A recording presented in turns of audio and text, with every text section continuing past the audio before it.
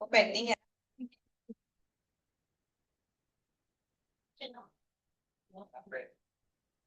अभी थोड़ा थोड़ा सिलेबस मैनेज करोगे ना, तभी फुल सिलेबस मैनेज कर पाओगे। और दिन में तो कितने दिए, डेज कितने दिए तुम्हें?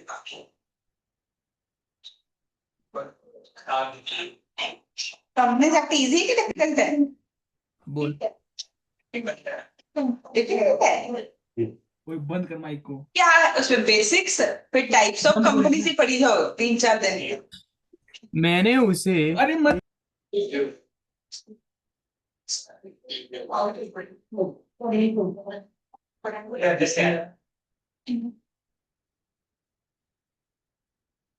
के बाद एक क्लास है हमारी डॉक्टर की, खत्म हो गया चैप्टर।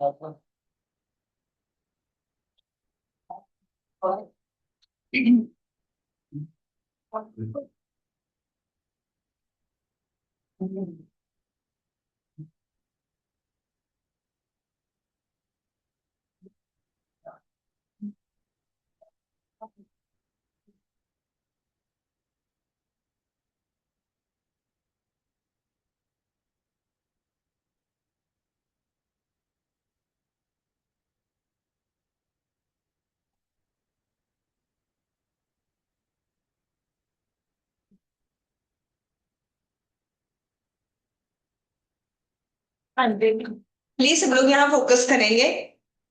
एक बार पहले रिवाइज करते हैं पूरा नेगोशिएबल इंस्ट्रूमेंट एक्ट, फिर आगे करते हैं। We are studying negotiable instruments act. पूरा एक्ट रिवाइज करेंगे, अभी तक हमने जो भी पढ़ा फिर रिवाइज करेंगे। आप लोगों ने पहले पढ़ा हुआ है कि पढ़ा ही नहीं? पढ़ा हुआ है, ठीक है। पहला क्वेश्चन था इस चैप्टर का, ऑब्जेक्टिव। नेगोशिएबल इंस्ट्रूमेंट एक्ट क्यों बनाया, क्यों गया? तो इस एक्ट का ऑब्जेक्टिव क्या था? क्या करना चाहते हैं? लीगलाइज करना चाहते हैं इंस्ट्रूमेंट्स ऑफ क्रेडिट को। और सेकंड था, हम easily passable and easily transferable negotiable instruments बनाना चाहते हैं। उसके बाद क्वेश्चन आया कि नेगोशिएबल इंस्ट्रूमेंट्स का मतलब क्या होता है, मीनिंग क्या है? तो मीनिंग में तो सिर्फ उनका टाइप्स बता रखे हैं कि promissory note, bills of exchange and cheque, इन तीनों को नेगोशिएबल इंस्ट्रूमेंट माना जाएगा। बट अदरवाइज ये टॉपिक समझ आता है फीचर्स से कि नेगोशिएबल इंस्ट्रूमेंट्स के फीचर्स क्या है। तो जो नेगोशिएबल इंस्ट्रूमेंट्स है वो राइटिंग में होते हैं, सिर्फ मॉनेटरी फॉर्म में होती है। इसमें स्पेसिफिक पर्सन होते हैं, एक फिक्स अमाउंट होती है, एक फिक्स टाइम होता है, साइन ऑन स्टैम्प की जाती है, एंड सबसे इंपॉर्टेंट पॉइंट, डिलीवर करनी जरूरी है और अनकंडीशनल होनी जरूरी है। उसके बाद हमने पढ़ा कि नेगोशिएबल इंस्ट्रूमेंट बियरर भी हो सकती है, ऑर्डर भी हो सकती है। नेगोशिएबल इंस्ट्रूमेंट बियरर कब होती है? जब जिस पर्सन के पास हो सिर्फ उसका राइट है। तो अगर मेरे पास नेगोशिएबल इंस्ट्रूमेंट है, मैं उसकी ओनर हूं, अगर मैंने वो दीपिंदर को दे दी तो दीपिंदर उसकी ओनर बन जाएगी।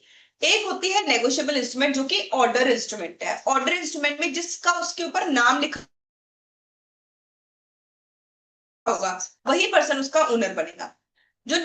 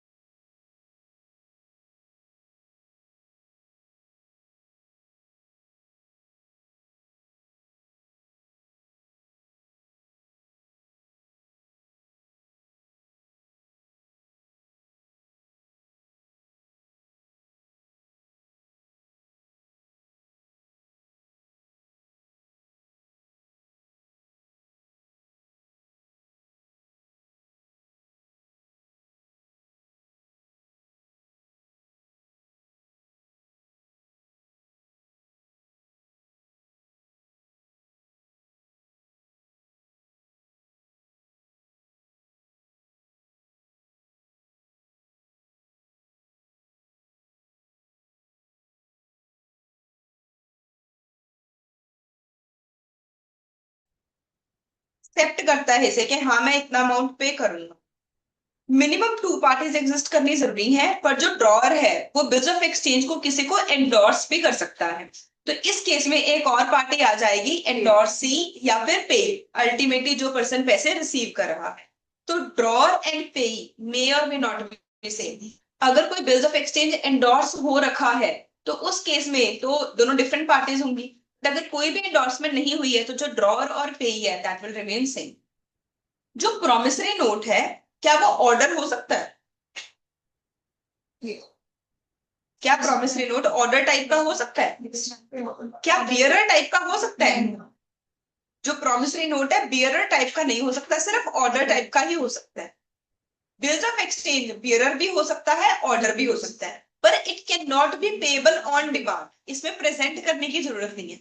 अगर कोई ऐसा बिल्स ऑफ एक्सचेंज हो जो कि पेबल ऑन डिमांड हो तो वो क्या बन जाता है? चेक बन जाता है। जो चेक है वो एक टाइप का बिल्स ऑफ एक्सचेंज ही है, जिसमें ड्रॉई जो है वो फिक्स है, पेमेंट कौन करेगा आपको? एक स्पेसिफाइड बैंक करेगा, and it is always payable on demand. उसके बाद हम लोगों ने लास्ट क्लास में 4 और टाइप्स पढ़ी थी कि नेगोशिएबल इंस्ट्रूमेंट और किस किस टाइप का होता है।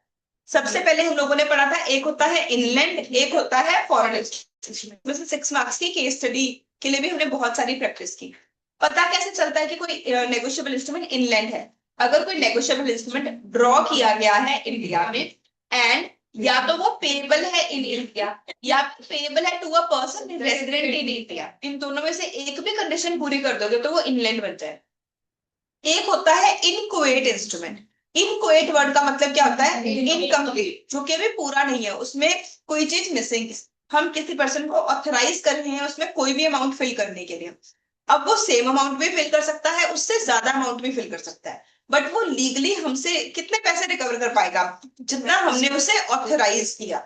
बट अगर ये पर्सन इस नेगोशिएबल इंस्ट्रूमेंट को किसी और को ट्रांसफर कर देता है तो सामने वाला पर्सन हमसे कितने पैसे रिकवर कर पाएगा? डिपेंड करेगा कि जो सामने वाला पर्सन है वो होल्डर है या होल्डर इन ड्यू कोर्स है।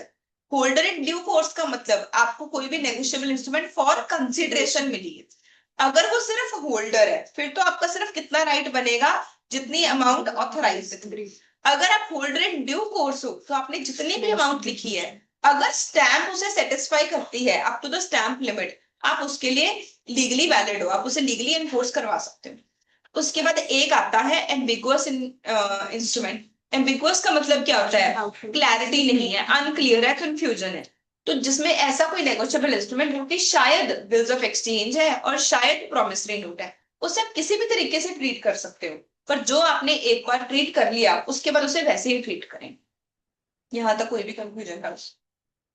ये हमारी फर्स्ट और सेकंड क्लास थी। आज हम लोगों ने टॉपिक पढ़ना है नेगोशिएशन। पेज 198 एग्जांपल्स पे मैंने मेंशन किया हुआ है इनवैलिड वाला। क्या पेज 198 को on demand pay to bearer the sum of 500, ये इनवैलिड है। फिर अगर हम कह रहे हैं ऑन डिमांड पे टू ए तो वो वैलिड है, वो वाला कौन सा? हाँ जी,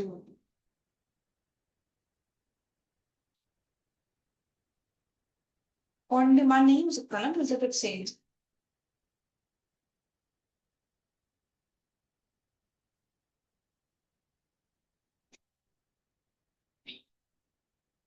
मैं इसको नेक्स्ट टॉपिक के साथ एक्सप्लेन।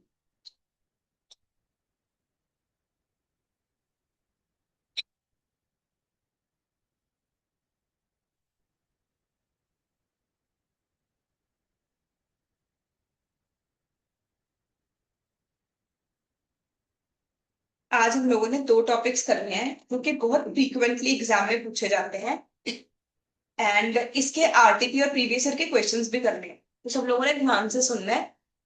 आपकी बुक में पेज नंबर 202 पे टॉपिक है नेगोशिएशन। नेगोशिएशन क्या होता है? नेगोशिएशन का मतलब होता है ट्रांसफर करना। जब आप अपना नेगोशिएबल इंस्ट्रूमेंट किसी को ट्रांसफर कर देते, तो हम लोगों ने नेगोशिएबल इंस्ट्रूमेंट एक्ट बनाया ही क्यों था? पर्पज ही क्या था इसका? कि जो हम इंस्ट्रूमेंट्स बना रहे हैं वो क्या होंगे? इजीली या फ्रीली ट्रांसफरेबल होंगे। जो राइट है किसी भी नेगोशिएबल इंस्ट्रूमेंट में कि इसे वन पर्सन से दूसरे पर्सन को ट्रांसफर किया जाता है, इस प्रोसेस को या इस राइट को क्या बोलते हैं? नेगोशिएशन करना बोलते हैं। तो मान लो मेरे पास एक बिल्स ऑफ एक्सचेंज है, मैंने आपको एंडोर्स कर दिया, this process is called as negotiation. Section number 14 के अकॉर्डिंग कहते हैं कोई भी नेगोशिएबल इंस्ट्रूमेंट को अगर आप ट्रांसफर कर रहे हो किसी भी पर्सन को और आपका इंटेंट है with a view to constitute the person holder thereof, के सामने वाला पर्सन होल्डर बन जाए, तो हम लोग बोलेंगे कि नेगोशिएशन हो गई है, the instrument is deemed to have been negotiated. इसका मतलब कि ट्रांसफर का मतलब है, नेगोशिएशन का मतलब है ओनरशिप को ट्रांसफर करना। जो नेगोशिएबल इंस्ट्रूमेंट्स हैं इनको कैसे ट्रांसफर किया जा सकता है? कई बार सिंपल डिलीवरी से किया जा सकता है, कई बार एंडोर्समेंट प्लस डिलीवरी से किया जा सकता है। देखो भाई,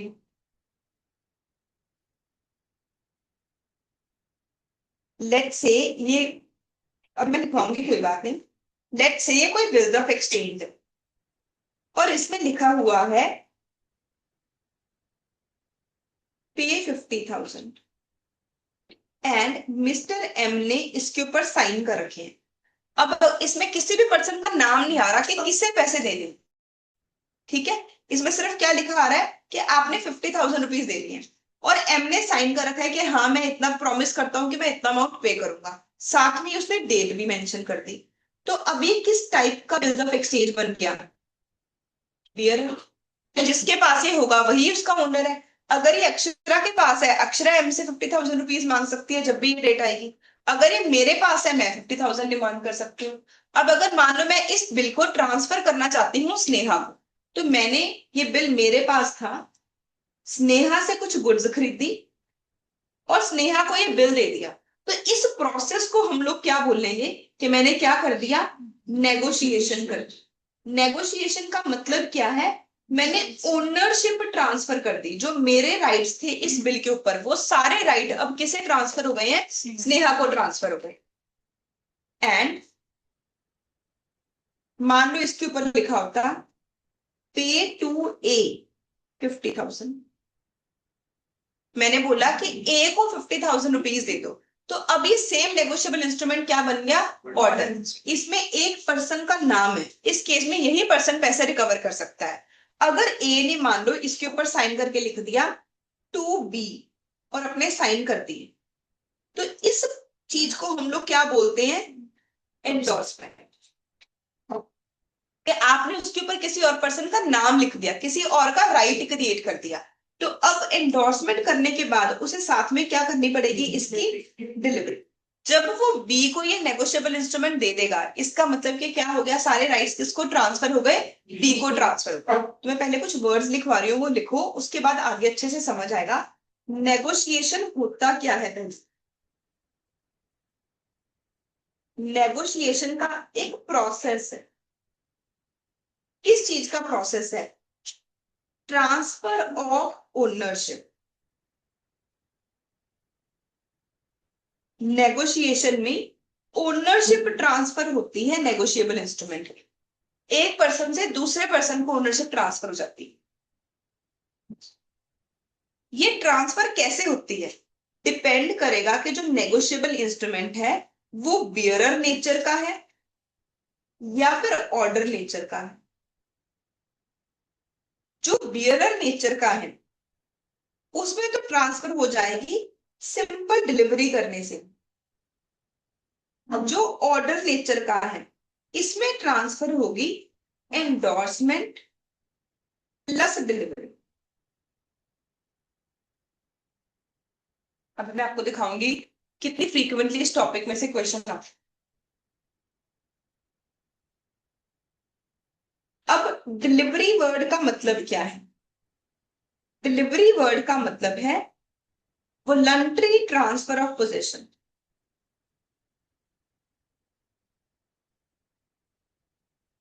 आपने अपनी मर्जी से कोई चीज किसी को दी, मतलब अगर मेरे ड्रॉर में एक चेक पड़ा है एंड वो किसी मिस्टर अमन ने चोरी कर लिया, तो इस केस में जो अमन है वो ये नहीं बोल सकता कि मैं वैलिड इंस्ट्रूमेंट, मैं वैलिड ओनर हूं इसका। ये वैलिड नेगोशिएशन हुई नहीं है। वैलिड नेगोशिएशन क्या होती है? जिसमें मैं अपनी मर्जी से अपना बिल किसी और पर्सन को दे रही। लेट्स से मेरे से रास्ते में मेरा चेक गुम हो गया, मिसप्लेस हो गया और किसी ने उसे उठा लिया वहां पे, तो इसका मतलब ये नहीं कि वो उसका वैलिड ओनर बन गया। वो बियरर तो है पर वो होल्डर नहीं। ठीक है, तो बियरर को जब वैलिड डिलीवरी होती है, फिर बियरर जाके क्या बनता है, होल्डर। और कोर्ट किसको राइट्स देता है, किसको प्रोटेक्शन देता है, सिर्फ होल्डर, और किसी पर्सन को तो कोई राइट ही नहीं देता कोर्ट। तो डिलीवरी का मतलब क्या है, आपने अपनी मर्जी से अपना नेगोशिएबल इंस्ट्रूमेंट क्या कर दिया, किसी और पर्सन को डिलीवर कर दिया, ट्रांसफर कर दिया। ये डिलीवरी दो तरह की हो सकती है, एक हो सकती है एक्चुअल डिलीवरी, एक हो सकती है कंस्ट्रक्टिव डिलीवरी। वैसे डिलीवरी 3 टाइप्स की होती है। सेल ऑफ गुड्स एक्ट में एक और टाइप की डिलीवरी भी होती है, symbolic delivery. Symbolic delivery sale of goods act में अलाउड है, पर कॉन्ट्रैक्ट एक्ट में जब हम बेलमेंट टॉपिक पढ़ते हैं वहां पे नहीं अलाउड, नेगोशिएबल इंस्ट्रूमेंट में भी नहीं अलाउड। इन दोनों जगह सिर्फ 2 ही टाइप की डिलीवरी हम पढ़ेंगे, एक्चुअल एंड कंस्ट्रक्टिव। जो एक्चुअल डिलीवरी होती है, इसमें जो आपका नेगोशिएबल इंस्ट्रूमेंट है वो फिजिकली एक जगह से दूसरी जगह जा रहा है। तो अगर मैं सेक्टर 20 में कोई फोन परचेज करने गई एंड मैंने उनको एक चेक दे दिया, तो मैं फिजिकली मेरे से चेक कहाँ पे पास ऑन हो रहा है, सेक्टर 20 में किसी शॉपकीपर को पास ऑन हो रहा है, दैट इज एक्चुअल डिलीवरी। एक होती है कंस्ट्रक्टिव डिलीवरी। कंस्ट्रक्टिव डिलीवरी में जो चेक है उसकी फिजिकल मूवमेंट नहीं है, उसमें सिर्फ क्या हो रहा है, थर्ड पार्टी की तरफ से एक्नॉलेजमेंट हो रही है। मान लो मैं सेक्टर 20 में फोन लेने गई, मैंने उन्हें बिल पे करना था, एंड जो उनकी शॉप के ओनर है वो मेरे बहुत अच्छे फ्रेंड है, मैंने उनसे पैसे लेने भी थे कोई, तो मैंने उन्हें बोला कि उनके पास मेरा एक बिल पड़ा है, उन्होंने वो क्लियर करना था, उसके पैसे अभी देने बाकी थे, आप ऐसे करना डायरेक्टली उनसे पैसे ले लो। तो उन्होंने भी फोन पे कंफर्मेशन दे दी कि हाँ भाई मैं एनी मैम के पैसे दे दूंगा। तो थर्ड पार्टी ने एक्नॉलेज कर ली कि ऐसे मान लो पैसे आ गए हैं, मैं तुम्हें दूंगा, अब एनी मैम की ड्यूटी खत्म, अब मेरी ड्यूटी है। ये किस टाइप की डिलीवरी हो रही है, कंस्ट्रक्टिव डिलीवरी हो रही है। तो यहाँ पर जो डिलीवरी हो सकती है नेगोशिएबल इंस्ट्रूमेंट की, that is actual and constructive. अब इससे रिलेटेड पेपर में क्वेश्चन क्या आता है, बच्चे मान लो एक पर्सन है मिस्टर ए, इसने कोई गुड्स परचेज की, जब इसके घर पे गुड्स आई, इसे साथ में एक बिल्स ऑफ एक्सचेंज मिला, इसने बिल्स ऑफ एक्सचेंज के ऊपर साइन कर दिया, उसे मिस्टर बी को दे दिया, उसके बाद मिस्टर ए की डेथ हो गई। तो क्या मिस्टर बी मिस्टर ए के लीगल हायर से पैसे रिकवर कर सकते हैं, बताओ। मिस्टर ए ने किसी से कोई सामान खरीदा, जब गुड्स की डिलीवरी होगी तो साथ में पर्सन ऑर्डर करेगा कि तुमने मुझे पैसे देने हैं, उसने डॉक्यूमेंट के ऊपर साइन कर दिया कि हाँ मैं आपको 2 महीने बाद पैसे दे दूंगा। बट 2 महीने कंप्लीट होने से पहले ही क्या हो गया, मिस्टर ए की डेथ हो गई। अब मिस्टर बी उनके घर पे पैसे लेने गए, तो मिस्टर ए तो है ही नहीं, वहां पे क्या होगा, मिस्टर ए का लीगल हायर होगा, उनका बेटा या बेटी। तो उसने बोला कि आपके फादर ने मुझे प्रॉमिस किया था, उन्होंने मेरे से गुड्स दी थी, ये रहा उसका पेपर, आप मुझे पैसे दे दो। क्या मिस्टर ए के लीगल हायर को ये पेमेंट करनी पड़ेगी, यस और नो? चलो अगर नहीं समझ आया, मिस्टर ए ने एक बिल्स ऑफ एक्सचेंज को एक्सेप्ट किया, उसे साइन कर दिया और अपनी ड्रॉर में रख दिया। फिर मिस्टर ए की डेथ हो गई,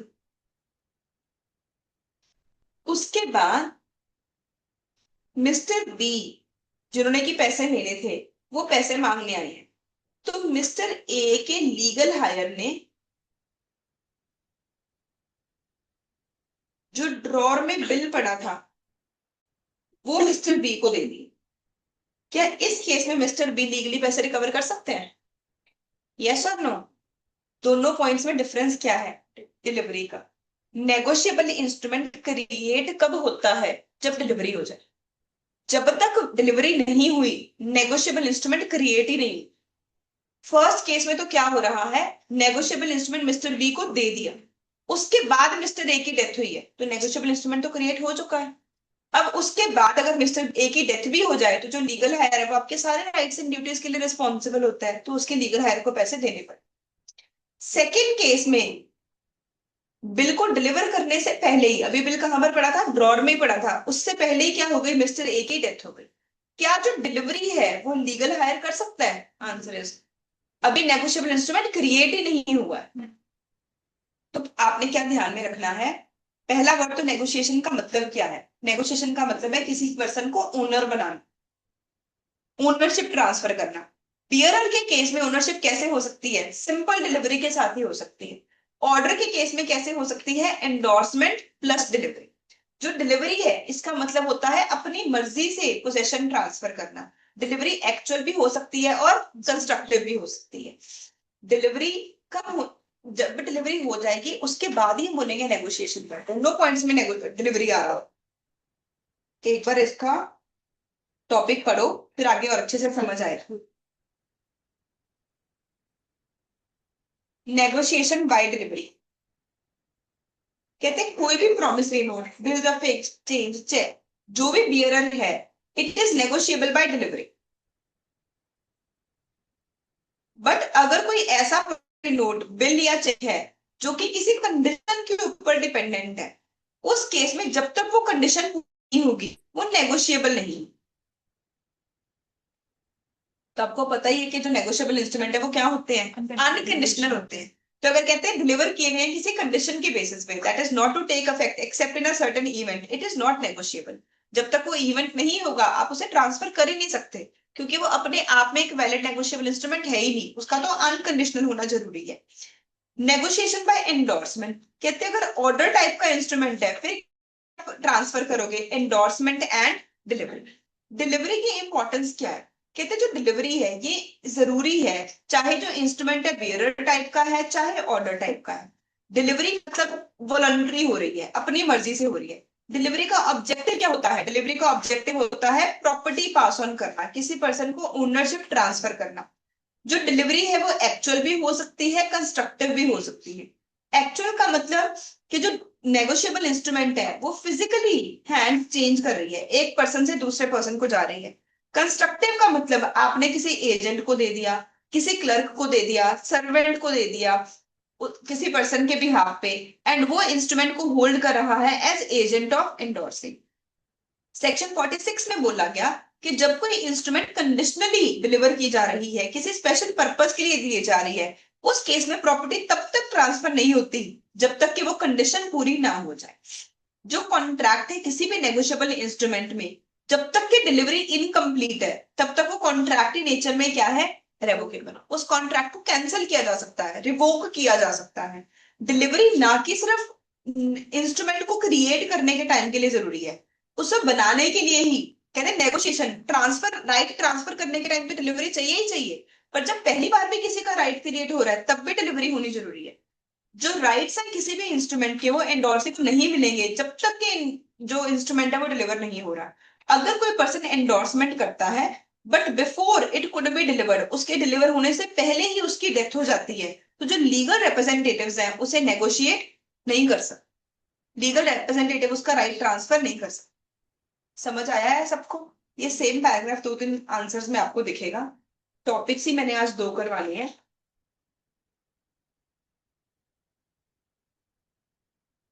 अभी देखो कुछ दिन पहले ही आरटीपी आई है, Jan 26। सारी आरटीपीज में से हम नेगोशिएबल इंस्ट्रूमेंट के क्वेश्चन देखते हैं।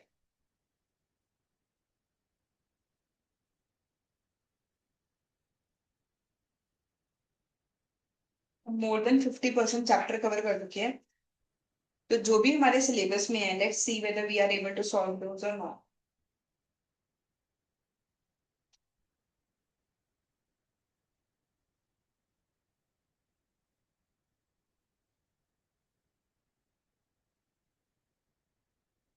ये देखो, ये दो क्वेश्चन आए हुए हैं एग्जाम में, बताओ आप सब सॉल्व कर सकते हो कि नहीं।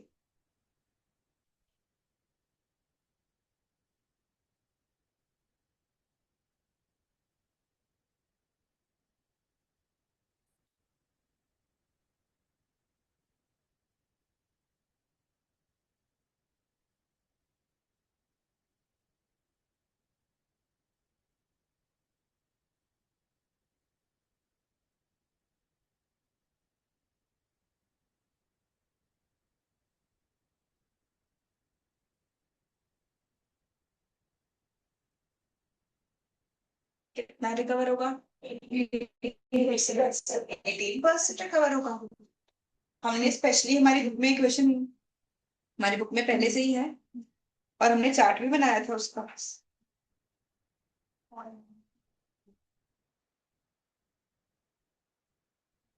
फॉरेन इंस्ट्रूमेंट के केस में लाइबिलिटी किसकी होती है? फॉरेन बिल में कौन से का रूल है? कहते हैं जो बिल बनाता है, जो मेकर है या ड्रॉअर है, उसके ऊपर तो कौन सी कंट्री के रूल लगते हैं जहां पर भी नेगोशिएबल इंस्ट्रूमेंट को बनाया गया। पर जिसने एक्सेप्ट किया है बिल को, जिसने एंडोर्स किया है, उसके ऊपर किस कंट्री के रूल लगते हैं जहां पर इंस्ट्रूमेंट क्या है? पेबल। एग्जैक्ट यही वर्ड्स मैंने आपको चार्ट के फॉर्म में भी लिखवाए। ये जो सेम एग्जाम्पल यहाँ पे गिवन है, इसी चीज को सिर्फ वर्ड चेंज करके बनाया गया। कहते ए ने एक बिल ड्रॉ की है, ए ड्रॉअर है, कोलकाता में ड्रॉ किया है, जो कि रेजिडेंट है न्यूयॉर्क का, एंड पेबल कहां पर है? दिल्ली। तो अब अगर मेरे से पूछा जाए ए के ऊपर कौन सी कंट्री के रूल लगेंगे, ए के ऊपर तो उस कंट्री के रूल लगेंगे जहां पर बिल क्या है? बनाया गया है। बिल बनाया कहां पर गया है? कोलकाता में। तो इसके ऊपर इंडिया के ही रूल्स लगेंगे। मिस्टर विमल के ऊपर, बी के ऊपर कौन सी कंट्री के रूल लगेंगे जहां पर बिल क्या है? पेबल। तो बिल पेबल कहां पर है? दिल्ली में। तो इसके ऊपर भी कौन से रूल्स लगेंगे? दिल्ली इंडिया के ही रूल्स लगेंगे। कहते हैं मेच्योरिटी पे जो बिल है वो डिसऑनर हो गया। अनिल ने स्यू किया विमल को, claiming interest at the rate of 18%।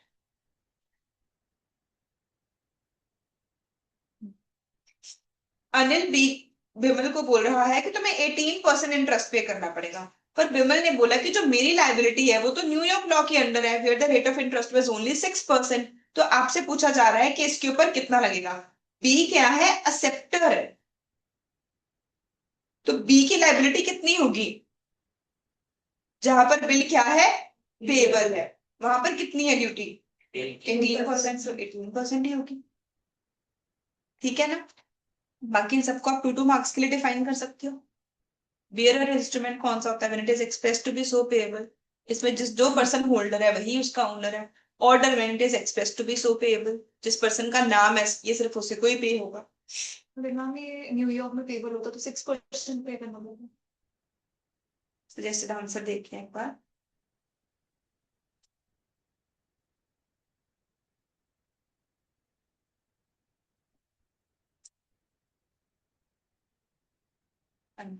कहते हैं नेगोशिएबल इंस्ट्रूमेंट्स में डिफाइन किया गया है इनलैंड इंस्ट्रूमेंट एक ऐसा promissory note, bills of exchange या चेक है जो कि ड्रॉ किया गया है इंडिया में, एंड या तो पेबल है इंडिया में या फिर upon a person resident in India.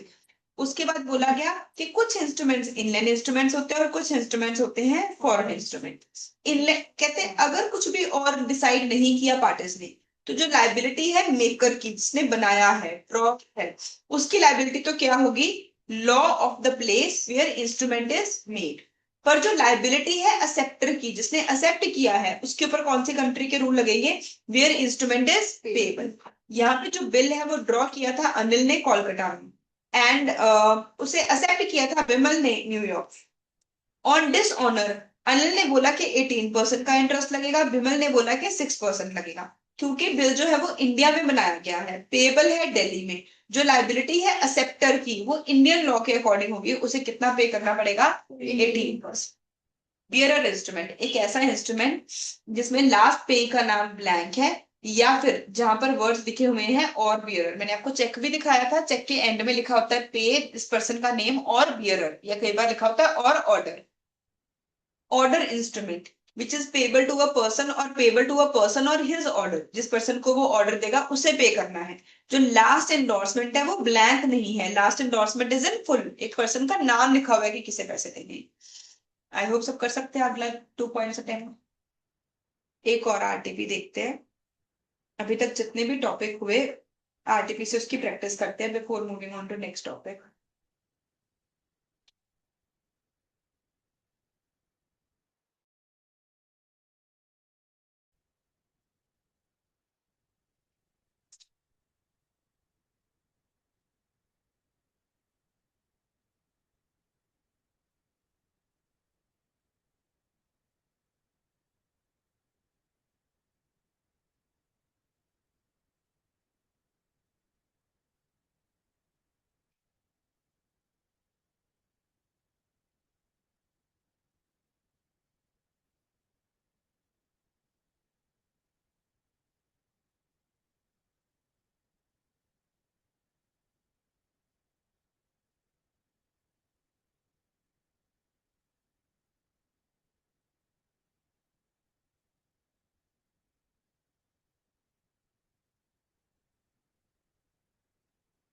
ताऊ जी आता है सबको?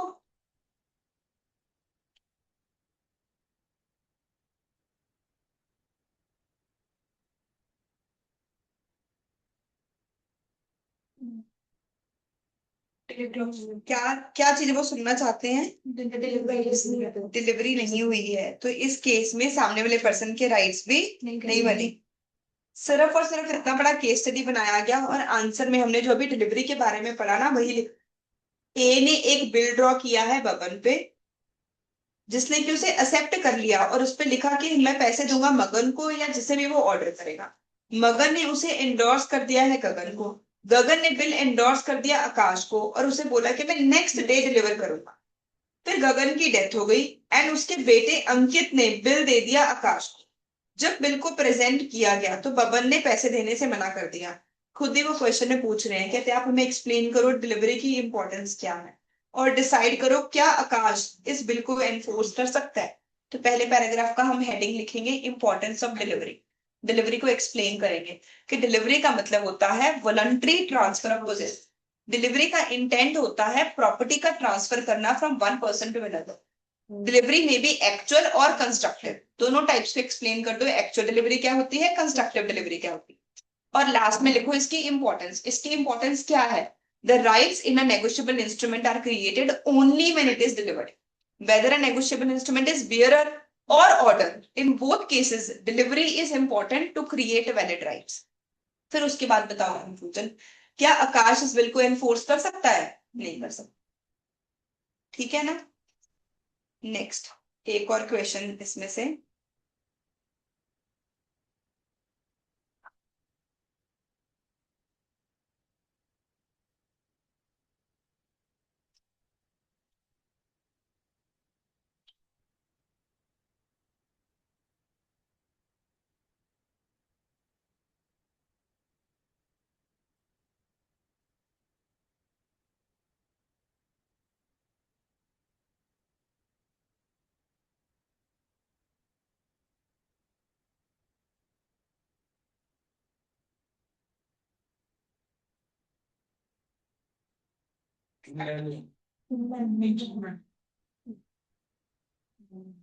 कोई नहीं लग रहा। एक है रिलायबल लिमिटेड, एक इंडिया की कंपनी, एंड एक है एलेक्स मैन्युफैक्चरिंग लिमिटेड, एक यूएस की कंपनी। जो इंडिया की कंपनी है उसने एक बिल ड्रॉ किया मनीष पे। ड्रॉ कहां पर हो रहा है? Who accepted the bill eight Mumbai. Payable किसे है? लॉस एंजल्स में। तो ड्रॉ तो हो रहा है इंडिया में, अब मुझे देखना पड़ेगा पेएबल किसे है। पेएबल किसे है? रिलायबल लिमिटेड को, इंडिया के पर्सन को। तो ये क्या बन गया? इनलैंड बन गया। सबको समझ आया? इसमें कोई कंफ्यूजन है? देखो चेन वाले क्वेश्चन आएंगे इसमें, मल्टीपल पार्टीज है। एक कंपनी है आर लिमिटेड, एक कंपनी है ए लिमिटेड, एक हमें बताया गया पर्सन है मनीष।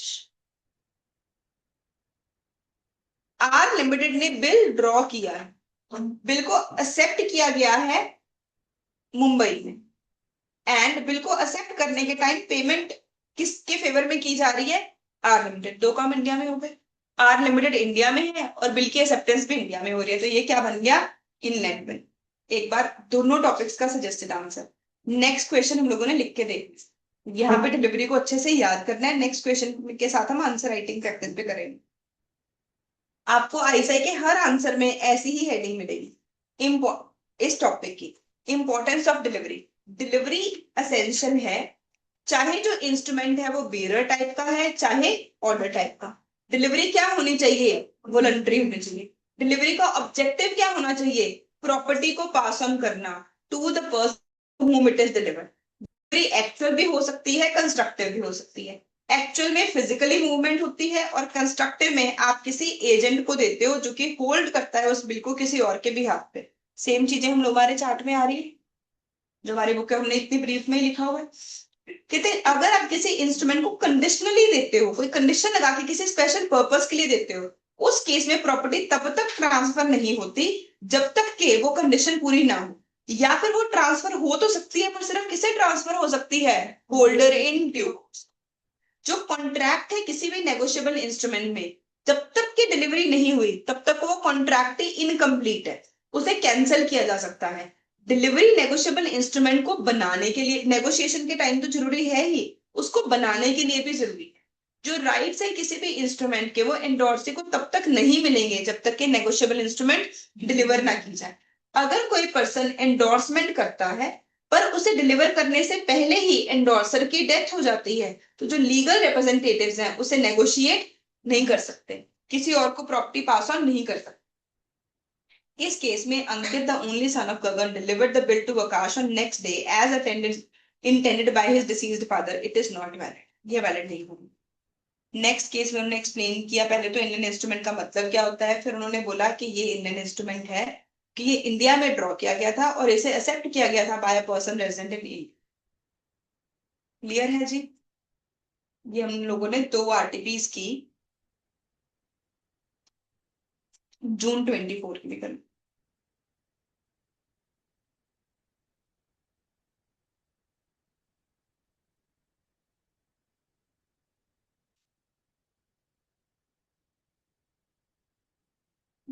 ये दोनों टॉपिक्स अभी हमारे पेंडिंग है, प्रेजेंटमेंट टॉपिक में से है।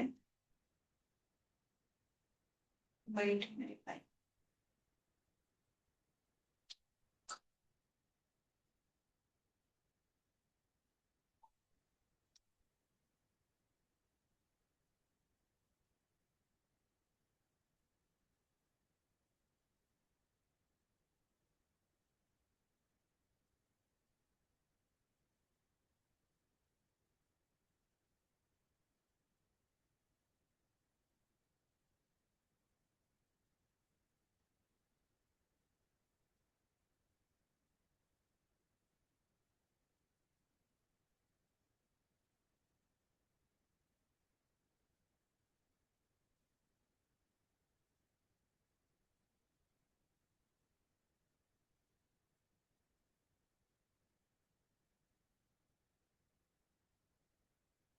हाँ जी देखो, 7 मार्क्स के लिए दोनों क्वेश्चन आप लोग कर सकते हो कि नहीं?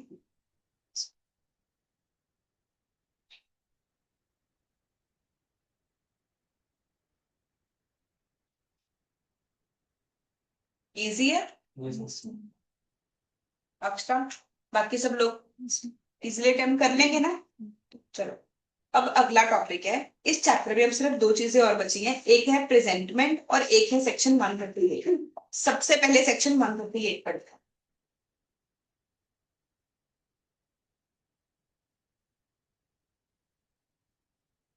जैसे ऑलमोस्ट एवरी अटेम्प्ट में डिलीवरी टॉपिक के ऊपर क्वेश्चन आया होगा, जब आप पेपर्स खोल के देखोगे ना, ऑलमोस्ट हर अटेम्प्ट में डिलीवरी टॉपिक पे क्वेश्चन आया होगा। वैसे सेक्शन 138 बहुत बहुत इंपॉर्टेंट टॉपिक, जिन भी फैमिली के में बिजनेस फैमिली से जो भी लोग बिलोंग करते हैं वो अपने फादर से पूछना कि सेक्शन 138 कौन सी धारा होती है, इनको पता होगा। अगर कोई भी चेक डिसऑनर हो जाता है तो सेक्शन 138 में केस किया जाता है। जैसे 420 सेक्शन सबको पता है ना, तो सेक्शन 138 किस चीज का होता है? अगर कोई भी चेक डिसऑनर हो जाएगा तो हमारे राइट्स कौन से सेक्शन में लिखे हुए हैं? सेक्शन 138 में लिखे हुए हैं। कहते हैं अगर मान लो कोई भी चेक डिसऑनर हो गया, डिसऑनर किस वजह से हुआ है? क्योंकि आपके अकाउंट में फंड्स क्या है? इनसफिशिएंट है। तो क्या होगा? तो जब हमने बिल्कुल ये चैप्टर पढ़ना शुरू किया था ना, तो नेगोशिएबल इंस्ट्रूमेंट के ऑब्जेक्टिव के बाद लिखा हुआ था रीसेंट डेवलपमेंट्स, इस एक्ट में अमेंडमेंट्स क्या क्या आई है। तो उसमें लिखा हुआ था शायद लास्ट अमेंडमेंट 2018 या 2019 में आई है, मुझे ईयर याद नहीं है। तो उस अमेंडमेंट में क्या हुआ था, नेगोशिएबल इंस्ट्रूमेंट अगर कोई भी डिसऑनर हो रही है उसे क्रिमिनल केस बना दिया गया। मतलब कि अगर किसी पर्सन का चेक डिसऑनर होगा, वो ऐसा नहीं कि मान लो 500 रुपए का केस है कि छोटी सी बात है, it is a criminal case, तुम इस चीज के लिए जेल भी जा सकते हो। ये बहुत बड़ी बात है या नहीं है? अब गवर्नमेंट को ऐसा क्यों करना पड़ा? देखो, अगर नेगोशिएबल इंस्ट्रूमेंट्स के ऊपर लोगों का फेथ खत्म हो जाए तो इकोनॉमी को फायदा हुआ कि नुकसान? मान लो आप मेरे पास पढ़ने आए और सौरभ ने मुझे चेक से पेमेंट की, जब मैंने वो चेक बैंक को दिया, वो चेक डिसऑनर हो गया, एंड अब मैं जब इसके ऊपर लीगल केस कर रही हूँ, 10 साल तक लीगल केस चल रहा है, मुझे कोई फाइनल जवाब ही नहीं मिल रहा, जस्टिस ही नहीं मिल रहा, तो क्या मैं आगे से किसी भी स्टूडेंट को चेक के बदले में सर्विसेज दूंगी? और अगर ऐसे लोग नेगोशिएबल इंस्ट्रूमेंट्स के ऊपर ट्रस्ट करना ही भूल जाएं तो कैपिटल फॉर्मेशन ही कैसे होगी? हमने बिल्कुल स्टार्टिंग में पढ़ा था ना, नेगोशिएबल इंस्ट्रूमेंट्स क्या करती हैं, हमारी इकोनॉमी की हेल्प करती हैं। तो इसका मतलब कि अगर नेगोशिएबल इंस्ट्रूमेंट डिसऑनर हो रही हैं, हमें बहुत बड़ी बात बनानी पड़ेगी। अगर नेगोशिएबल इंस्ट्रूमेंट के डिसऑनर को हम इग्नोर कर देंगे तो लोग इसके ऊपर ट्रस्ट ही नहीं करेंगे, फिर इस एक्ट का फायदा ही क्या? तो जो लेटेस्ट अमेंडमेंट है, जेन्युइनली तिहाड़ जेल में ऐसे बहुत सारे लोग हैं, तिहाड़ जेल में रेप, टेररिज्म ऐसे कन्विक्ट्स हैं, और ऐसे बहुत सारे लोग हैं जो कि सेक्शन 138 की वजह से गए। It is a criminal offence, इसलिए ये एग्जाम में भी बहुत ज्यादा पूछा जाता है। तो अगर किसी पर्सन का कोई नेगोशिएबल इंस्ट्रूमेंट डिसऑनर हो गया है, डिसऑनर होने का रीजन क्या है? Insufficiency of funds. बहुत वजह से चेक डिसऑनर हो सकता है। आज ही बाय चांस किसी स्टूडेंट का चेक डिसऑनर हुआ है, उसमें उन्होंने बैंक ने एरर लिखा कि नेम इज इनकरेक्ट, तो उसने चेक के ऊपर सिर्फ आरएमएस लिखा हुआ था, कंपनी का पूरा नाम है आरएमएस प्राइवेट लिमिटेड, तो ये इस वजह से भी चेक डिसऑनर हो गया। क्या मैं सेक्शन 138 में सीयू कर सकती हूँ? नहीं। कहते हैं सेक्शन 138 में पहले तो आप लीगल एक्शन सिर्फ कौन सा डिसऑनर का ले सकते हो, which is for insufficiency of funds. कहते हैं अगर कोई चेक ड्रॉ किया है किसी भी पर्सन ने किसी अकाउंट में, maintained by him with the banker, मेरा अकाउंट है आईसीआईसीआई बैंक में और मैंने एक चेक ड्रॉ करके आपको दिया for any amount of money to another person, मैंने चेक ड्रॉ करके आप लोगों को दिया, किस चीज के लिए दिया? डिस्चार्ज करने के लिए कोई डेट या फिर कोई लाइबिलिटी। मैंने अनमोल से गुड्स खरीदी, उसकी पेमेंट करने के लिए उसे चेक दे दिया, तो सेक्शन 138 अप्लाई होगा। मैंने आंचल से कोई सर्विसेज ली, उसकी पेमेंट करने के लिए उसे चेक दे दिया, तब भी सेक्शन 138 अप्लाई होगा। मुझे अमित की परफॉर्मेंस बहुत अच्छी लगी, मैंने उसे स्कॉलरशिप देने के लिए चेक दे दिया, अगर ये चेक डिसऑनर हो जाए क्या सेक्शन 138 अप्लाई होगा? नहीं, क्योंकि सिर्फ कब अप्लाई होता है? जब आपने चेक किस चीज के लिए दिया था? किसी डेट या फिर लाइबिलिटी को कवर करने की। कहते अगर कोई भी पर्सन चेक ड्रॉ कर रहा है किसी भी अकाउंट में जो कि उसका किसी भी बैंक के साथ है, कोई भी अमाउंट पे करने के लिए किसी और पर्सन को जिससे वो डिस्चार्ज कर रहा है, चाहे पूरा या पार्टली, अपना डेट या liability, is returned by bank unpaid, bank ने वो चेक वापस कर दिया, अनपे कर दिया। क्यों कर दिया? क्योंकि जो अमाउंट आपके क्रेडिट में है it is insufficient to honour the cheque. मैंने चेक इशू कर दिया 1 लाख का, मेरे अकाउंट में सिर्फ 50,000 नहीं, तो जो अमाउंट है वो इनसफिशिएंट है, इस वजह से चेक ऑनर नहीं हो पाया। या फिर it exceeds the amount arranged to be paid from that bank by an agreement made with the bank, मैंने बैंक के साथ कोई ऐसा अग्रीमेंट किया हुआ है कि इससे ज्यादा अमाउंट के चेक ऑनर नहीं होने चाहिए। जैसे कि अब बच्चे कंपनीज कंट्रोल कैसे एक्सरसाइज करती हैं? लेट से मैंने पोनिका को ऑथराइज कर दिया कि हमारे ऑफिस के जो भी एक्सपेंसेस हैं तुम अपने आप ही पे कर दिया करो, मैंने उसे चेक के साइन करने की पावर भी दे दी, पर क्या मैं उसे ये पावर दे सकती हूँ कि तुम 10-20 लाख की पेमेंट भी कर सकते हो? तो जब हम बैंक में किसी एम्प्लॉय को ऑथराइज करते हैं कि हमारे एम्प्लॉय के पास चेक करने की, साइन करने की पावर है, आप उसके साथ कोई भी रेस्ट्रिक्शंस लगा सकते हो।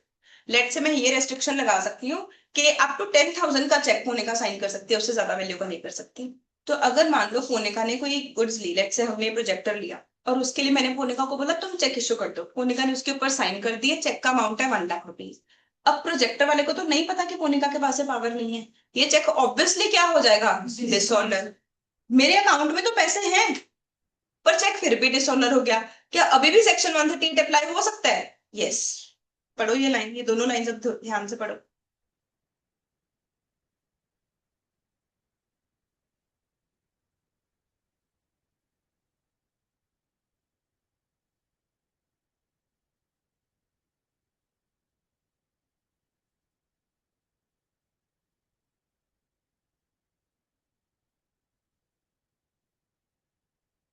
ठीक है, आपने बैंक के साथ ऐसा कोई भी अरेंजमेंट कर रखा है कि वो चेक ऑनर नहीं है, चाहे पैसे थे चाहे नहीं।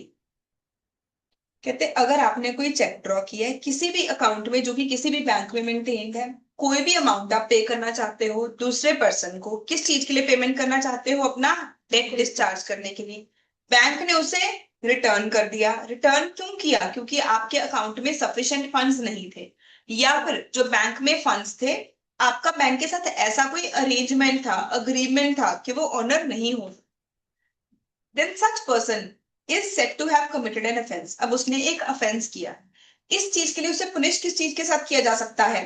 इम्प्रिजनमेंट अप टू 2 years और fine twice the amount of cheque और बोथ, तो आप 2 नंबर ही याद करो। अगर 1 लाख का चेक है तो 2 लाख की पेनल्टी भी लग सकती है। 1 लाख तो देना ही है, पेनल्टी कितनी लगाई जा सकती है? Double amount. सजा कितनी दी जा सकती है? 2 इयर्स की, या दोनों चीजें। ऐसा भी हो सकता है कि 2 लाख की पेनल्टी भी लगाई जाए और 2 इयर्स की इम्प्रिजनमेंट। ठीक है, पर कहते आपको अगर ये काम करना है, आपको कुछ चीजों का ध्यान रखना पड़ेगा। 3 कंडीशंस पूरी करनी पड़ेंगी सेक्शन 138 के राइट्स को यूज करने के लिए। पहला ड्यूटी क्या है आपका? आपको चेक को प्रेजेंट करना है विद इन वैलिडिटी पीरियड। क्या चीज? Very good.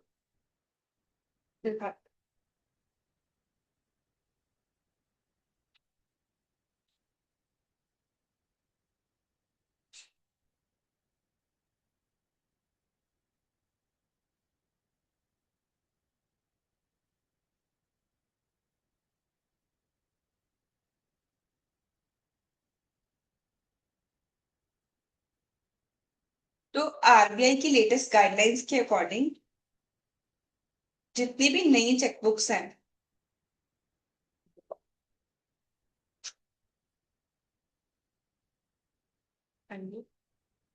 यहाँ पे देखो डेट के ऊपर क्या लिखा हुआ है? वैलिड फॉर 3 मंथ्स होंगे। कोई भी चेक वैलिडी कितनी देर तक के लिए होता है? 3 मंथ्स तक के लिए वैलिड होता है। मतलब मान लो मुझे अनमोल ने फीस पे करनी है एंड अनमोल ने मुझे आज चेक दिया, लेट्स से टुडे इज 17 नवंबर। तो इसने चेक के ऊपर लिखा डेट 20 नवंबर 2025। अब मैं इसे बैंक को कब तक प्रेजेंट कर सकती हूँ? ये चेक सिर्फ 3 मंथ्स तक के लिए वैलिड है। तो 20 नवंबर से 20 दिसंबर, 20 जनवरी, 20 फेब, ये वैलिडी कब तक है? 20 फेब तक। अगर मान लो मैंने बैंक को ये चेक दिया 25 फेब, तो बैंक इसे क्या कर देगा? वापस कर देगा, ये डिसऑनर हो जाएगा। क्या इस केस में मैं अनमोल को सीव कर सकती हूँ डिसऑनर होने के लिए? कहते हैं सेक्शन 138 का राइट सिर्फ आप कब यूज कर सकते हो? अगर वो negotiable instrument with in validity period present किया गया। वैलिडिटी पीरियड फिक्स्ड है आरबीआई की तरफ से। वैलिडिटी पीरियड कितना है? 3 मंथ्स। 3 मंथ्स के बाद जो चेक है इसे बोला जाता है स्टेल चेक। ये स्टेल हो गया, अब आप स्टेल ना बासी हो गया, अब तुम इसे यूज ही नहीं कर सकते। ठीक है, लिखवाऊंगी भी मैं सारा पॉइंट, बहुत इंपॉर्टेंट है। जितने क्वेश्चन डिलीवरी के आए हैं उतने ही इसके आए हैं। कहते अब आपको क्या करना है? इस पर्सन को एक नोटिस देना है। लेट से मुझे अनमोल ने चेक दिया और वो डिसऑनर हो गया, तो ऐसा नहीं है कि अगले दिन मैं हाई कोर्ट में चले जाऊं। मेरी पहले ड्यूटी क्या बनेगी कि मैं इसे लीगल नोटिस भेज, लीगल नोटिस में इसे बोलूंगी कि अनमोल आपने मेरे से गुड्स खरीदी थी, आपने जो चेक दिया था वो डिसऑनर हो गया, प्लीज इमीडिएट बेसिस पे मेरी पेमेंट क्लियर करवाओ, otherwise I will take a legal action. तो आपने देखा होगा बिजनेस में ऐसा होता है कि ऐसा नहीं है कि तुमने किसी के अगेंस्ट पे कोई लीगल एक्शन लेना है, तुम सीधा सीव कर दोगे। पहले हम उसे क्या भेजते हैं? नोटिस भेजते हैं। हमने कहाँ पर पढ़ा हुआ है? Regional opportunity. Very good. Principles of natural justice में क्या आता है? Opportunity of being heard. हम लोग सब जगह पढ़ते हैं ना, गवर्नमेंट भी किसी का लाइसेंस कैंसिल करती है सेक्शन 8 कंपनी का, तो पहले उसे क्या देती है? Opportunity of being heard. तो पहले हम उसे एक नोटिस देंगे। कहते हैं जो पेई है, जो होल्डर है ड्यू कोर्स का, जब भी वो डिमांड करेगा पेमेंट की, उसे कम से कम नोटिस देगा 30 डेज का। ठीक है।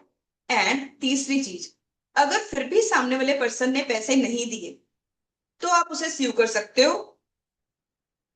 The drawer of the cheque fails to make the payment within 15 days of the receipt of said notice, तो आप उसे स्यू कर सकते हो।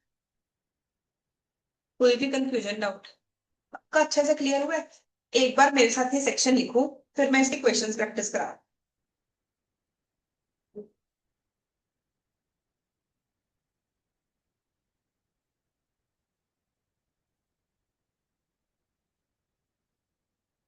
Section 138,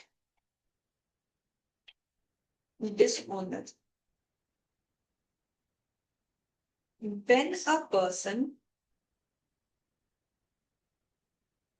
draws a check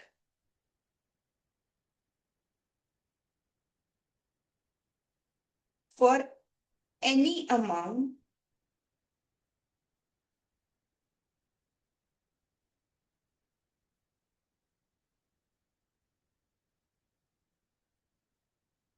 of an account maintained by him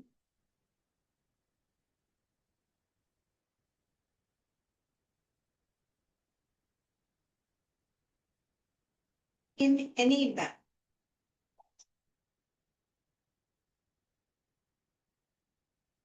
याद रखेंगे हम 3 वर्ड से, एक पर्सन ने चेक ड्रॉ किया है किसी भी अमाउंट का, कोई भी बैंक में उसका अकाउंट है,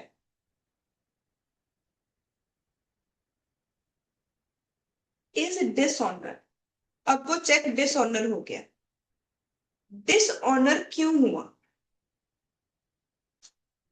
insufficiency of funds,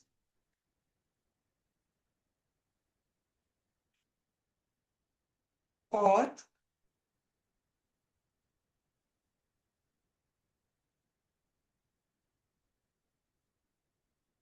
amount exceeds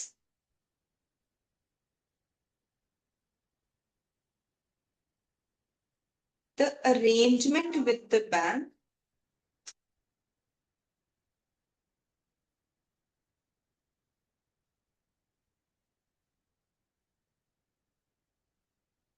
agreed to be paid। आपने बैंक के साथ जो अग्री किया हुआ है कि मेरे अकाउंट से कितनी अमाउंट की पेमेंट हो सकती है, उस अरेंजमेंट से ज्यादा अमाउंट का चेक, क्या? अगर ऐसा होगा तो हम कहेंगे deemed that an offense is committed, कि एक अफेंस कमिट किया है।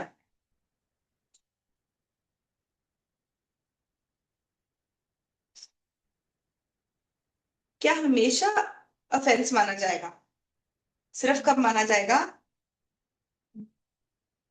Check was drawn to discharge a liability.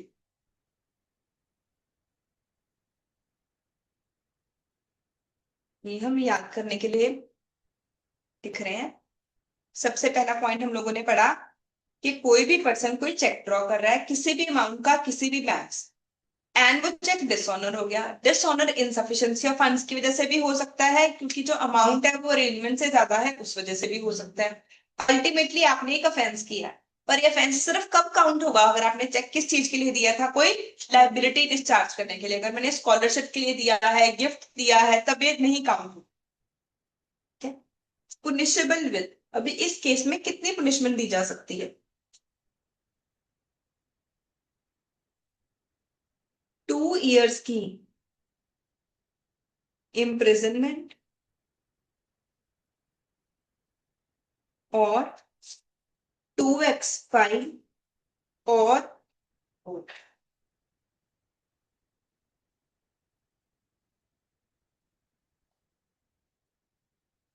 2 साल की इम्प्रिजनमेंट हो सकती है, डबल ही फाइन लगाया जा सकता है, दोनों चीजें भी हो सकती है। पर ये सब कुछ करने के लिए आपको 3 कंडीशंस और पूरी करनी पड़ेगी। मतलब आप अपना लीगल राइट कब यूज कर सकते हो? अगर आप 3 कंडीशंस और पूरी करोगे। 3 कंडीशंस क्या है? Cheque must be presented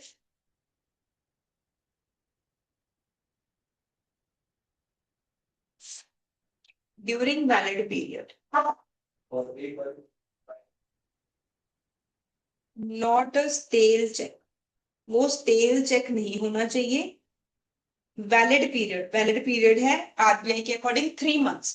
3 months के अंदर अंदर प्रेजेंट करना जरूरी है। ठीक है।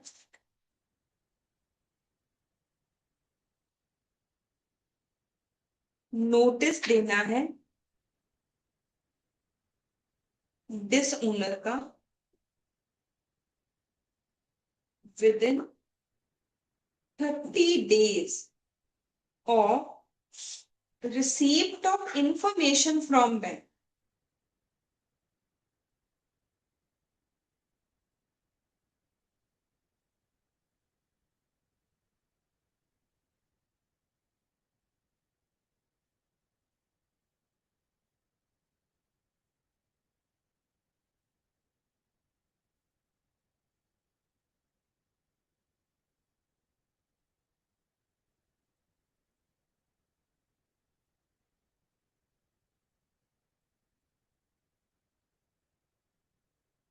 drawer fails to make payment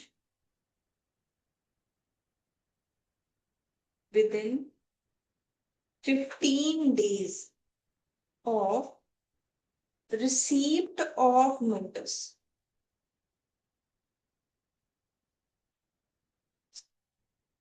मैं अभी एक केस स्टडी पूछती हूँ, ध्यान से देखो ये सारे पॉइंट्स, तो मैं क्वेश्चन पूछती हूँ टॉपिक से रिलेटेड।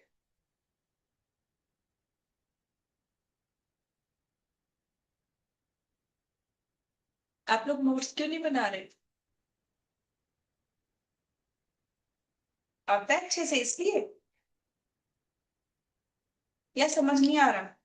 नहीं आ रहा। डांस हो रहा।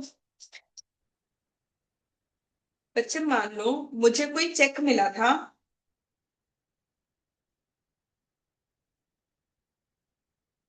17 नवंबर को, चेक के ऊपर डेट लिखी गई है 25 नवंबर। मैंने चेक को बैंक को सबमिट किया 20 फरवरी। पहले तो बताओ मैंने with in valid period submit किया कि नहीं? ठीक है, हमने ये नहीं देखना हमें चेक मिला कब है, हमने ये देखना है चेक के ऊपर डेट क्या है। चेक के ऊपर डेट है 25 नवंबर, तो मुझे यहां से 3 मंथ्स तक चेक को प्रेजेंट करना है। तो 25 नवंबर से 3 मंथ्स कब तक बनेंगे? 25 फेब। मैंने 25 फेब से पहले पहले प्रेजेंट कर दिया, तो प्रेजेंटमेंट कैसे हुई है? वैलिड में। मान लो ये चेक डिसऑनर हो गया, मुझे, मैंने बैंक को ये चेक प्रेजेंट किया था, मैंने बैंक को चेक कब दिया था? 20 फरवरी को। फिर ये डिसऑनर हो गया, फिर बैंक मेरे घर पे लेटर भेजेगा। बैंक ने मेरे घर पे लेटर भेजा 5 मार्च को कि आपका चेक डिसऑनर हो गया।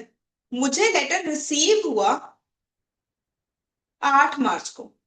अब मैं अगर पर्सन के अगेंस्ट लीगल एक्शन लेना चाहती हूँ, मुझे 30 डेज के अंदर अंदर उसे नोटिस भेजना है। 30 डेज की काउंटिंग हम कहां से करेंगे? 8 मार्च। जो आपको 30 डेज के अंदर अंदर सामने वाले पर्सन को बताना है, कहां से 30 डेज काउंट करने हैं? Receipt of information from bank.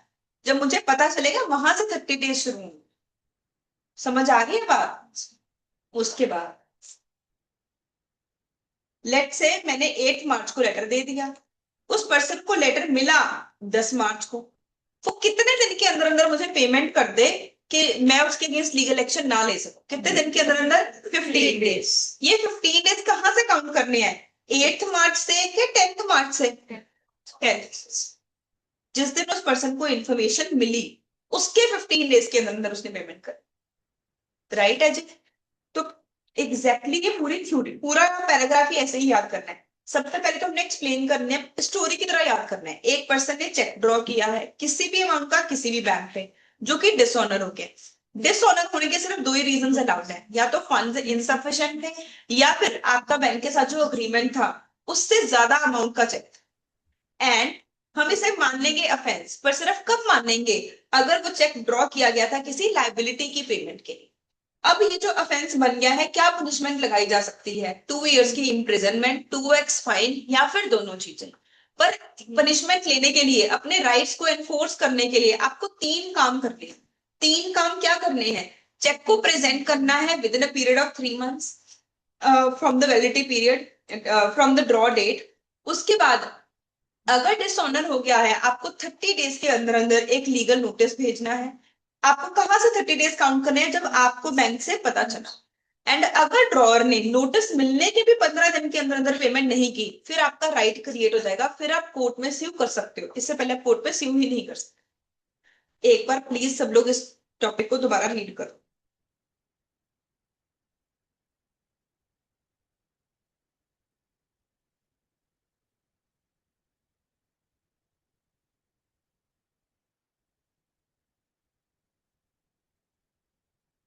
Read everything till section number 140। मैं आपसे पूछूंगी, आपको समझ आना चाहिए। सेक्शन 140 तक सब लोग रीड करेंगे।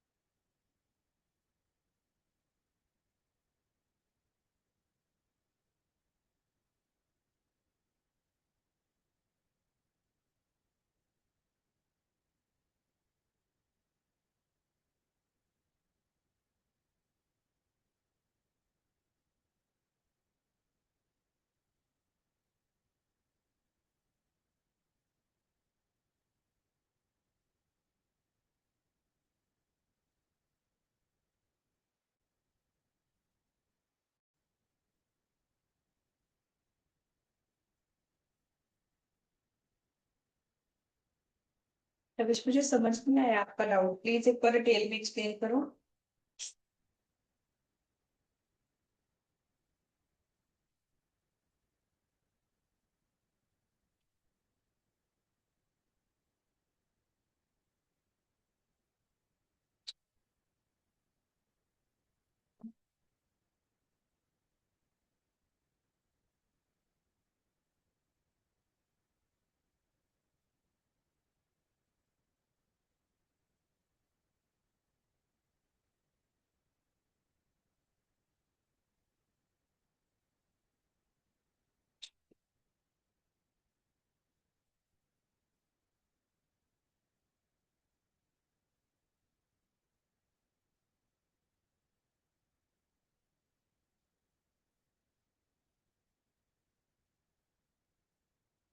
सेक्शन 139 आया समझ किसी को?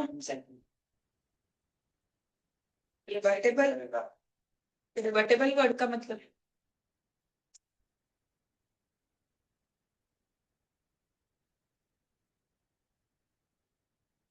सहर।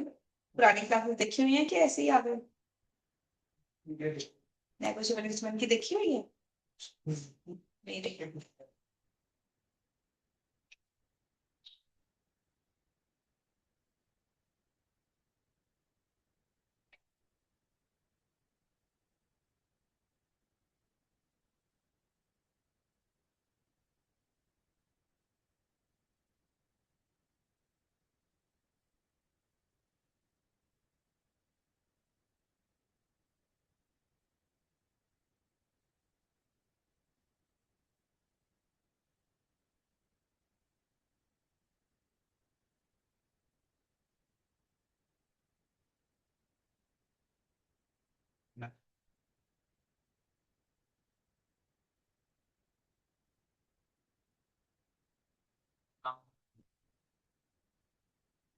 तो वो तो मैं चेक साथ के साथ ही क्लियर करवा सकती हूँ, चेंज करवा सकती हूँ। ऐसे तुम मुझे चेक दो और जानबूझ के एनी के स्पेलिंग गलत लिख दो तो मैं तो है ना।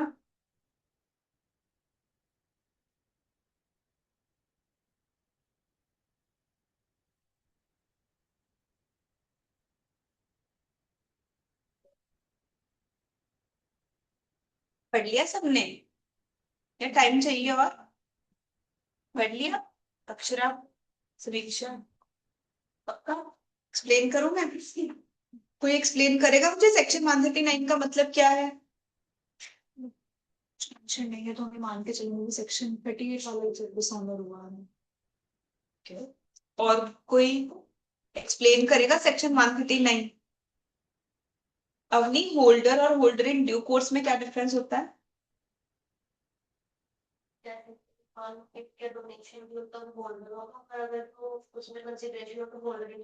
वेरी गुड, परफेक्ट है। तो अगर किसी भी पर्सन के पास कंसिडरेशन हो के बदले में उसे चेक मिला हो तो फिर वो क्या बन जाता है? Holder in due course. अब बच्चे मान लो मैंने किसी को चेक दिया और वो डिसऑनर हो गया, तो मैं ऑब्वियसली कोर्ट में क्या बोलूंगी? सर ये तो मैंने गिफ्ट दिया था, क्योंकि फिर तो सेक्शन 138 लगेगा ही नहीं। तो क्या कोर्ट ये मान लेगा कि मैंने गिफ्ट दिया था? कहते नहीं। अगर कुछ भी नहीं लिखा हुआ तो कोर्ट क्या एज्यूम करके चलेगा कि वो क्या है? Holder in due course. Court हमेशा ये ऐसे भी किसी को चेक थोड़ी देता है। कहते हैं हम लोग क्या मान के चलेंगे हमेशा जिस पर्सन के पास चेक है कि वो क्या है? Holder in due course. इसका मतलब ये नहीं कि हाँ भी कभी हो ही नहीं सकता कि तुमने किसी को गिफ्ट में चेक दिया हो सकता है, पर तुम्हें प्रूव करना पड़ेगा। हम तो क्या एज्यूम करके चलेंगे? होल्डर इन ड्यू कोर्स है।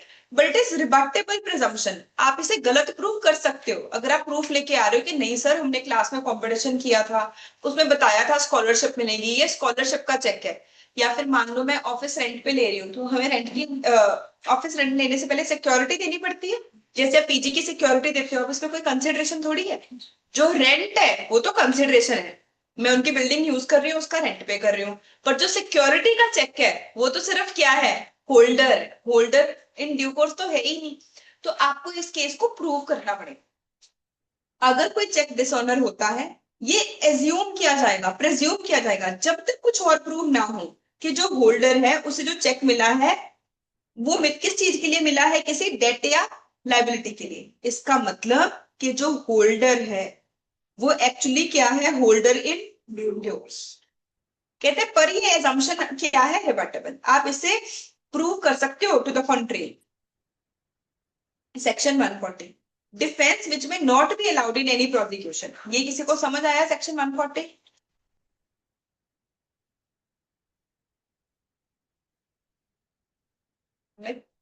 क्या मतलब है इसका?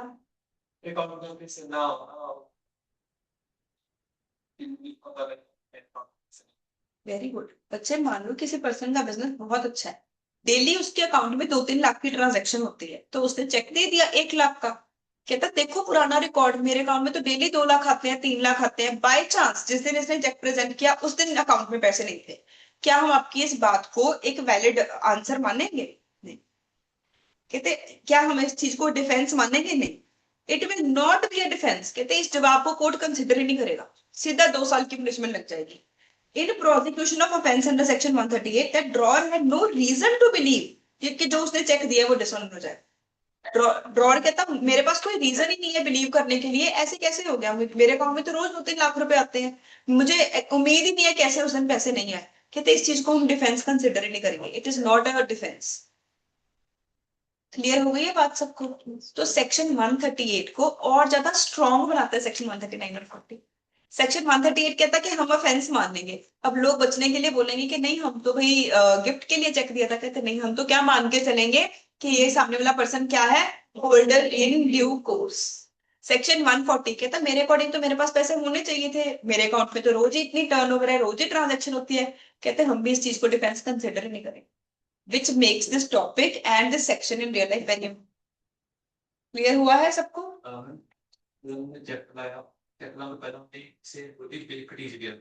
वो भी मेरी ड्यूटी थी, मान लो मैंने 3 चेक इशू किए हैं तो मेरी ड्यूटी थी उतना टोटल अमाउंट मेरे अकाउंट में होना, ठीक है? तो बिजनेसमैन कोई फ्रॉड नहीं कर सकता ना। Yes yes yes. तो मैं बताऊं, तुम एक बार कभी गूगल करना, जेन्युइनली तिहाड़ जेल में ऐसे भी लोगों को क्रिमिनल पनिशमेंट मिली हुई है जिनका सिर्फ 200 रुपए का चेक बाउंस हुआ, बिकॉज एक्चुअली गवर्नमेंट में वांट्स टू एश्योर दिस कि नेगोशिएबल इंस्ट्रूमेंट एक बहुत इंपॉर्टेंट चीज है और तुमने उसे ऑनर करना है। अगर गवर्नमेंट इस चीज को इंपॉर्टेंस खुद ही नहीं देगी, ऐसे लोगों को पनिश नहीं करेगी, तो बिजनेसमैन चेक के ऊपर ट्रस्ट करना ही भूल जाएगा, और अगर हम चेक के ऊपर ट्रस्ट करना ही भूल जाएंगे तो ये एक्ट बनाए क्यों? फिर तो हम पुराने जमाने में ही चले गए ना, फिर तो कैपिटल फॉर्मेशन हो ही नहीं सकती, ठीक है? तो सेक्शन 138 के बाद लिखेंगे section 139, presumed that holder is holder in due course, please short form मत लिखना। सेक्शन 139 कहता कि हम ये एज्यूम करके चलेंगे कि जो होल्डर है वो कौन है, holder in due course.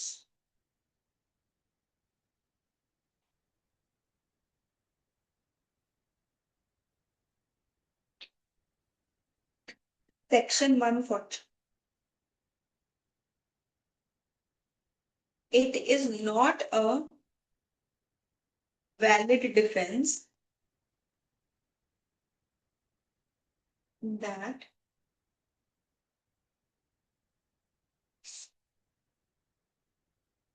drawer had no reason to believe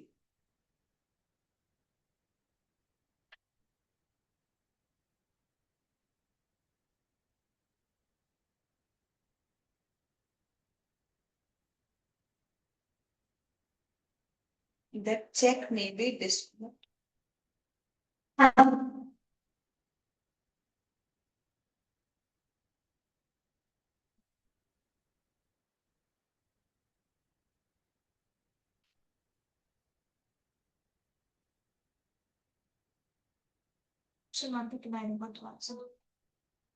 अच्छे, आपको याद है अनड्यू इन्फ्लुएंस?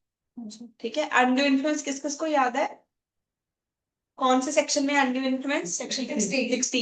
अनड्यू इन्फ्लुएंस क्या होता है? जब एक पर्सन दूसरे पर्सन के ऊपर एक्सरसाइज करता है, तो जब एक पर्सन एक पोजीशन में होता है कि वो दूसरे पर्सन की विल को डोमिनेट कर पाए, एंड वो उस पोजीशन को यूज करता है to obtain an unfair advantage, अब मैंने एक डॉक्टर के ऊपर केस किया कि इसने जबरदस्ती मुझे डराया, इसने मुझे डराया और मेरे इतने सारे टेस्ट करवा दिए, इसने मेरा अनफेयर एडवांटेज लिया है, तो कोर्ट क्या मान के चलेगी कि मैं सच बोल रही हूँ या डॉक्टर सच बोल रहे हैं? बर्डन ऑफ प्रूफ किसके ऊपर होगा? Other party. वैसे ही अगर किसी का चेक डिसऑनर हो गया, तुमने मुझे चेक दिया और वो डिसऑनर हो गया, तो कोर्ट बोल के चलेगी कि तुमने मुझे चेक दिया था किसी गुड्स या सर्विसेज के लिए, तुम्हें प्रूव करना पड़ेगा नहीं मैम ये तो गिफ्ट था। ठीक है, इट इज एज्यूम्ड। हमेशा जो होल्डर है उसे कोर्ट क्या मान के चलेगा? होल्डर इन ड्यू कोर्स, मतलब वो किसी डेट या लाइबिलिटी के लिए था। बाकी सबको भी क्लियर है? ओके जी। ऑनलाइन स्टूडेंट्स प्लीज साथ के साथ दोबारा ज्वाइन करेंगे फॉर अकाउंट्स क्लास।